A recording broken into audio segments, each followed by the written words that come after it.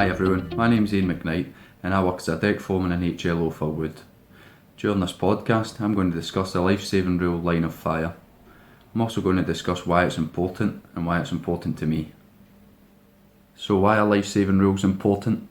I like to keep it simple. We all have the right to go home safe to our family, friends and loved ones at the end of each trip. But so do the people who support our operations, the onshore teams and the supply chain teams. So collectively, if we all play our part, we'll achieve that common goal. So why is line of fire important to me? It's important for a number of reasons. Firstly, as a father of two, I want to get home at the end of each trip and safely in order to provide for my two sons. I want to be around for a long time to see them go on in life and experience all the achievements they go on to have.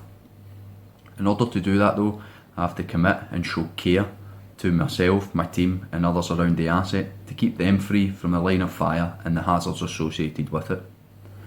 A major part of that is ensuring we don't get caught between moving objects.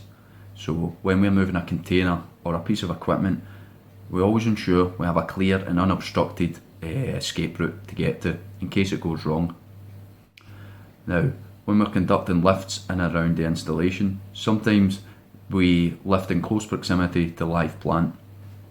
What we do there to keep ourselves free from the line of fire or control the risks associated with line of fire is we implement additional administrative controls. So we work under the permit to work system. We have a standalone lift plan and risk assessment as well.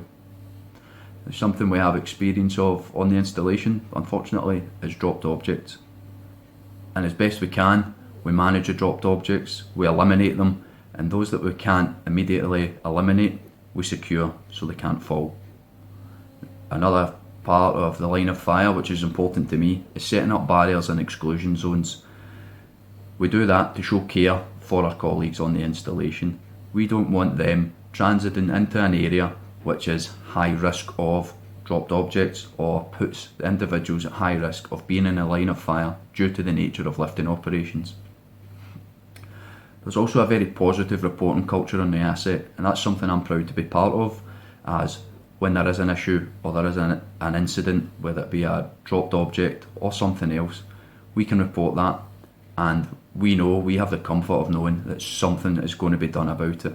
You know, there's going to be additional controls put in place or the dropped object is going to be removed so it's not going to hurt someone else inadvertently later on down the line, long after the operation is finished. I'd like to end this podcast by thanking you for your time and tuning in and listening to me and my experiences and my thoughts on the life-saving rule line of fire and why it's important to me.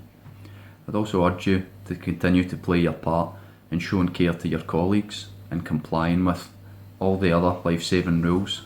And to those who support the operations that we don't see, the onshore teams, the quayside teams, the supply chain members, thank you for playing your part in keeping us safe and free from the line of fire.